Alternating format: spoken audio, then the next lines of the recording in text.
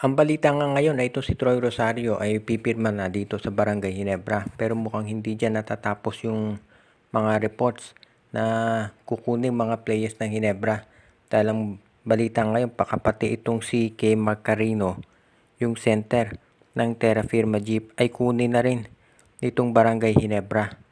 Dahil ang report na nakikita natin, mukhang itong si Troy Rosario ay gagamitin daw na power forward ni Coach Tim Cone. At itong si Kay Marcarino, iyan ang gagamitin niya na sentro dito sa Barangay Ginebra. So mukhang ganyan ngayon ang magiging sitwasyon dito sa Barangay Ginebra. At hindi pa natin natitiyak kung sino magiging kapalit.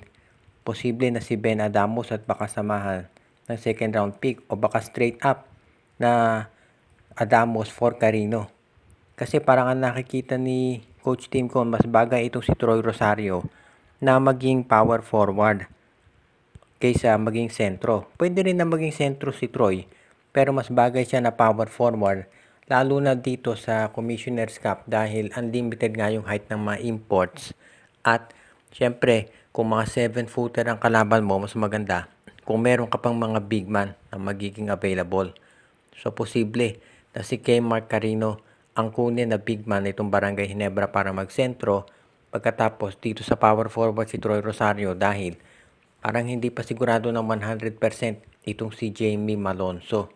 So, wag tayong magulat kung sakasakali nga na itong si Kay Marcarino ay mapunta dito sa Barangay Ginebra. Dahil sa ngayon itong Barangay Ginebra, mukhang nag-aaral pang mabuti kung sino yung makukuha nila na magiging talagang center. So, wag tayong magulat kung ito nga mangyari at madagdagan lalo ang lakas ng Gene Kings.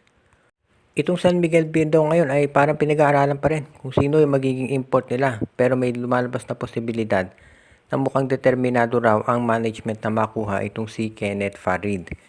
Ang isa doon sa mga options nga nila ito si Quincy Miller, yung import nila dito sa EASL, pero hindi pa guaranteed.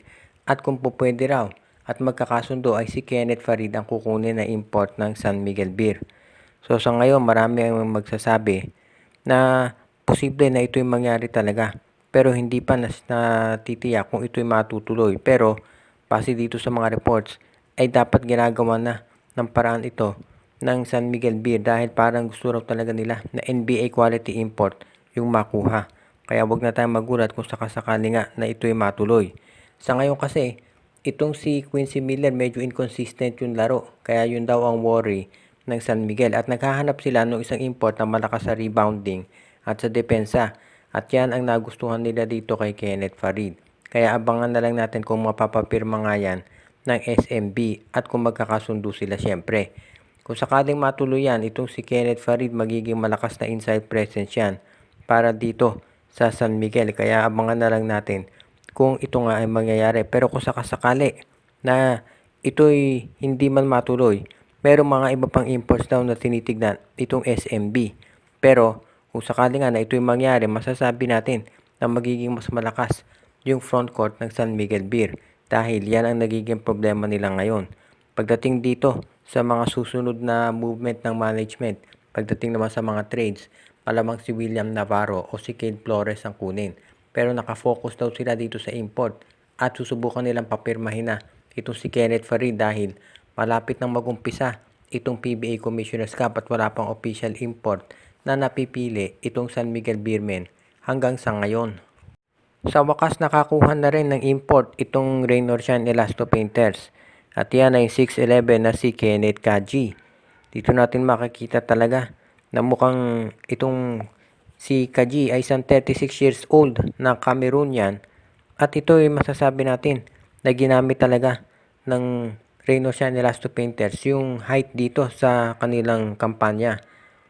Itong si Kaji ay naglaro dito sa University of Miami sa Florida at 11 years na itong may experience sa professional basketball. Naglaro ito para sa Rio Grande Vipers sa NBA G League, pati na sa iba't ibang bansa katulad ng Cameroon, sa France, pati na rin dito sa Spain, sa Greece, Lithuania at iba pa. Naglaro din to dito sa Cameroon national team at itong masasabi natin na maganda ang nilaro nito at naging impressive para kay Coach Yeng Giao. Sa ngayon, itong pagkuha ng Raynor Shine dito kay Cameron Kaji ay isang senyales na sila ay seryoso dito sa pagbi-build up ng kanilang lineup at talagang gusto nila na maging matangkad sila. Alam natin na yung mga teams ngayon sa PBA ay talagang nagpapatangkad na, lalo na dito sa Commissioner's Cup. Kaya dito natin makikita na ito talaga ang senyales na yan ay gagawin ng Rain or Shine Elasto Painters. So asahan natin na itong Rain or Shine ngayon ay magkakaroon ng mas malakas na lineup. Alam natin kung ano ang ginawa nitong si Aaron Fuller para dito sa kanila, kaya hindi na nakagugulat na ganito rin kalaki na player ang kukunin nila para dito sa Commissioner's Cup. Parang mas matangkad na Aaron Fuller ang nakuhang import ng Rain or Shine. At yan ngayon ang magiging bentahin nila para dito sa darating na Commissioner's Cup.